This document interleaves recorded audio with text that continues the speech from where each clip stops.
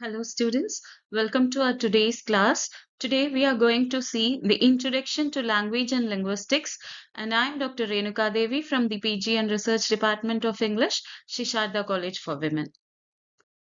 Let us start our today's class with the introduction. Language is an essential aspect of human life which serves as a primary tool for communication, thought and social interaction. It's the medium through which a person can express his ideas, emotions, and cultural identities. Linguistics, on the other hand, is the scientific study of a language, exploring its structure, use, development, and variations. The study of linguistics seeks to answer the fundamental questions about language, like how do we produce and comprehend speech, and how does language changes over the time, and what are the underlying rules that govern its structure and use. So this lecture will provide an introduction to language and linguistics and are going to outline the key areas within the field and highlighting their significance in understanding human communication. Regarding the nature of language, so at its core, language is a system of communication that allows humans to convey meaning.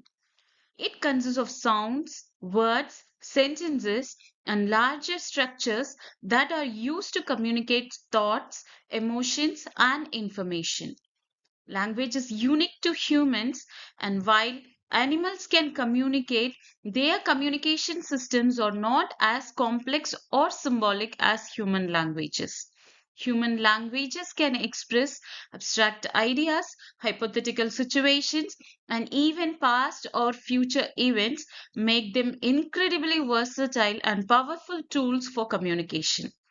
Language is also inherently social. It reflects the cultural, historical, and social context in which it is used. People use language not only to communicate but also to express their identities, build relationships, and negotiate the power dynamics. Therefore, studying language is not only a matter of examining words and sentences, but it also understanding the social forces and cultural practices that shapes the language use. Let us now understand the term called linguistics. Linguistics means the scientific study of a language, and it covers a wide range of subfields that examines different aspects of language. Linguistics aims to understand how language works, how it is acquired, how it changes, and how it functions in society. The field of linguistics is both theoretical and empirical, combining abstract theories about the nature of language with practical studies that observe language use in real world contexts. Linguistics use a variety of methods to analyze language, including fieldwork, experimentation, and computational modeling. The study of linguistics is divided into several core areas. Let us now see all those areas deeply. So, on that aspect, first we have phonetics and phonology. So, phonetics means understanding the speech sound, and phonology is focusing on how the sounds function in a language. So, phonetics is the study of physical properties of speech sounds. It looks at how sounds are produced, transmitted, and perceived. Phonetics can be further divided into three branches. First, we have articulatory phonetics, which is the study of how sounds are produced by the vocal apparatus. That is the mechanism, how the sounds are produced. Next, we have acoustic phonetics, which is the study of sound waves and their properties.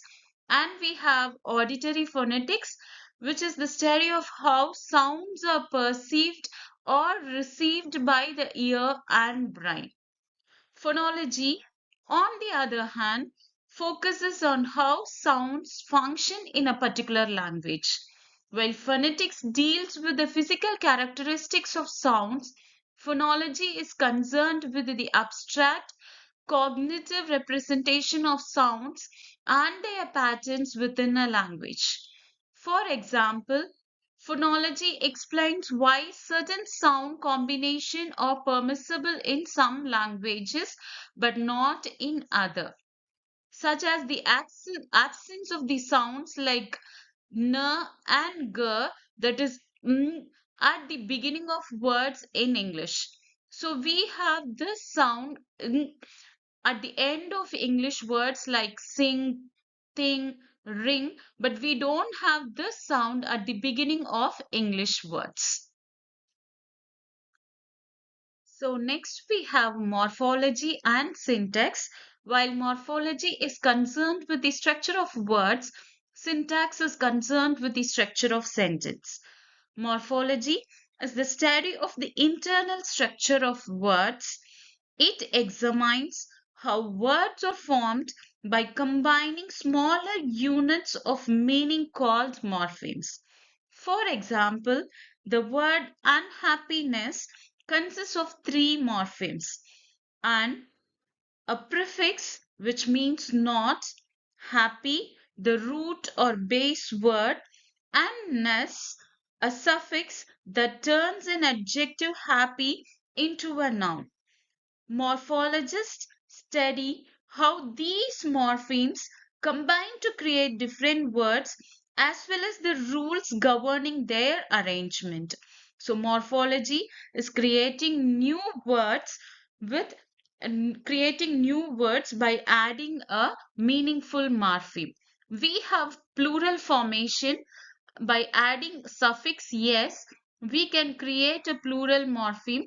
For example, cat becomes cats. We have prefix morpheme that we have seen in the word unhappy, and we have zero derivation. A word changes its parts of speech without changing its form. For example, Google, the noun, changes into a verb called to Google. Compounding, which means combining two or more words to create a new word. For example, sunflower. Reduplication, repeating a part or all of the word is called reduplication. Example, flip flop. Syntax is concerned with the structure of a sentence.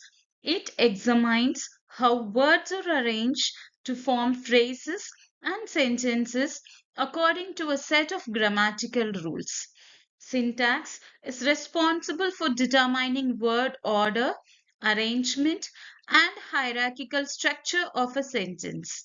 For example, in English, a typical declarative sentence follows the subject, verb, object, that is SVO structure, such as in the sentence, the cat chased the mouse. Here we have the subject, the cat, and a verb chased, and an object, the mouse. So we have different types of sentences. For example, simple sentence which contain a single subject, verb, and direct object, as we have seen in the current example. And we have compound sentence that contains at least two independent clauses that are joined by a comma, semicolon, or conjunction. We have compound complex sentences which contains two or more independent clauses and with at least one dependent clause. And we have declarative that declares a fact, opinion, or statement which ends with a period. And we have exclamatory sentence which express strong emotions. And finally, we have imperative sentence used to issue direct speech acts. So all these are the different structure of a sentences. So next we have semantics and pragmatics. Semantics is the study of meaning in language. It focuses on how words and sentences convey meaning and how meaning is derived from the relationships between words, phrases, and larger discourses. Semantics deals with concepts like word meaning, that is lexical semantics, sentence meaning, that is conceptual semantics, and how context affects meaning. For example, the word bank can mean a financial institution or the side of a river, and the intended meaning depends on the context in which it is used. Similar example, the word home literally means a place where someone lives. It also connotates feeling of comfort, security, and belonging. So the word semantics is the study of meaning in language in relationship with its context. Pragmatics, on the other hand, studies how context influences the interpretation of meaning. It looks how speaker uses language in real world situation, considering factors such as the social role of the speaker, shared knowledge, and conversational implicators. Pragmatics helps to explain why certain expressions are understood indirectly. For example, when a speaker says, "Can you pass the salt?" it's not as a question about ability but as a polite request. In the context dependent situation, you would use different language when speaking to a child rather than with an adult. You will adjust your vocabulary, sentence, and structure according to the person to whom you are speaking. So, this demonstrates how pragmatics involves tailoring your communication to specific audience and situation. When someone says, "It's hot in here," instead of directly asking you to open a window, you would understand the implied request. So, this shows the understanding the intended meaning beyond the literal word, recognizing that the speaker is making a request. When someone says, another example, when someone says, "Oh, great," when something bad happens with a sarcastic tone of voice, it implies the opposite of what he means. So, this demonstrates how pragmatic involves understanding the intended meaning beyond the literal words, recognizing that the speaker is using sarcasm. So, pragmatics is the study of how context influences the interpretation of meaning. So, next we have sociolinguistics and psycholinguistics. Sociolinguistics examine the relationship between language and society. It looks at how language varies across different social group, regions, and contexts. For instance, sociolinguistics study how factors such as age, gender, ethnicity, and social class influence language use. They also explore the concept of dialects, regional or social varieties of language that differ in vocabulary, pronunciation, and grammar. Sociolinguists helps us to understand how language reflects and reinforces social structure and power relationship. There are different types of sociolinguistic concepts. For example, we have register. This refers to the level of formality or informality used in a language, which can vary depending on the situation and people involved. For example, we might use a more formal style of language when speaking to your boss or customer compared to how we speak with our friends. We have slang and jargon. These are informal or specialized vocabulary used by particular group or in specific contexts. For example, teenagers might use slang terms like light and vibe to establish group identity, while medical professionals use jargons like SOB for shortness of breath and BP for blood pressure. Regional accent and dialect. These are variations in pronunciation and vocabulary that are characteristic of particular region or community. For example, in the UK, accents like Cockney or Yorkshire reveal a speaker's origin. In the US, a Boston accent might involve dropping of the r sound. Code switching. This is the practice of alternating between two or more languages or dialects in a conversation, often depending on the people or context that is involved.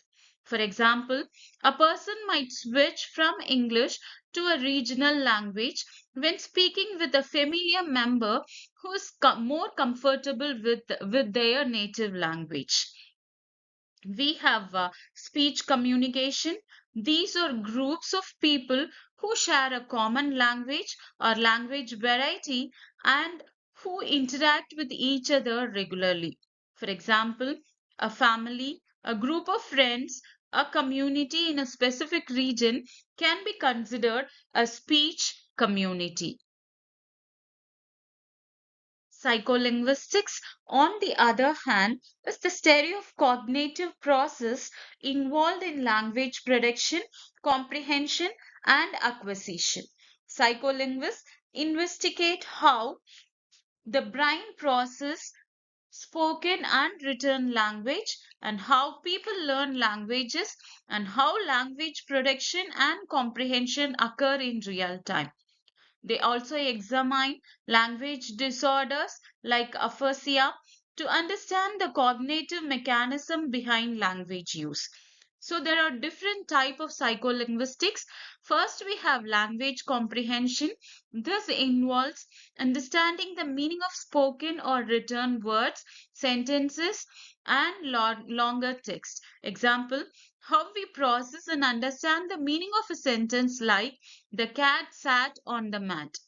Language production. This focuses on how we formulate and produce language, including speech and writing. Example, the process of retrieving the correct words and grammar to express a thought. Language acquisition. This examines how children and adults learn languages, including first and second language acquisition. Example, how children learn to associate words with objects and concepts. Speech recognition. This area investigates how listeners perceive and understand spoken language, including the role of phonemes. Example, how we distinguish between similar sounding words like cat and hat. Next, we have reading comprehension. This focuses on the process involved in understanding written text, including word recognition, sentence processing, and text comprehension. Example, how we decode written words and integrate information from different sentences to understand a paragraph. We have language disorder. Psycholinguistics also studies language impairments and disorders such as aphasia and how they impact language process. Example, examining how brain damage can affect language ability. So, psycholinguistics is the study of cognitive process which involves in language production, comprehension, and acquisition. So, to conclude, language is an essential and complex aspect of human life, shaping the way we communicate, think, and interact with others. Linguists provide the tools and methodologies to study language scientifically, exploring its structure, use, acquisition, and evolution. Through the various subfields of linguistics, such as phonetics, morphology, syntax, semantics, pragmatics, sociolinguistics, and psycholinguistics, we gain a deeper understanding of the intricate systems that govern language and its role in human society. By studying linguistics, we not only learn about the mechanics of language but also gain insights into the way in which language reflects and shapes our thoughts, identities, and culture. A few questions. So, linguistics is the study of languages and their structure. So we call linguistics as the scientific study of language, which deals with the sound, word, meaning, sentence, and all. Second question, dash is not a branch of linguistics. So astronomy is the answer because it relates to the study of space. So we have phonetics, syntax, and semantics, which are the core area in the study of linguistics. Next question, dash is the primary focus of phonetics. So phonetics, all that is connected with the sound of a language. So sound production and perception.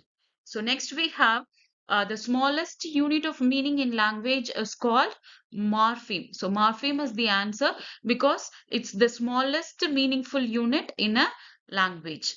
So our last question, dash deals with the sentence structure and grammar. Okay, syntax. So syntax is the branch that deals with the sentence structure and grammar. So finally, to the end of our today's session, I have given a few links which you can use for your future references. Thank you, students.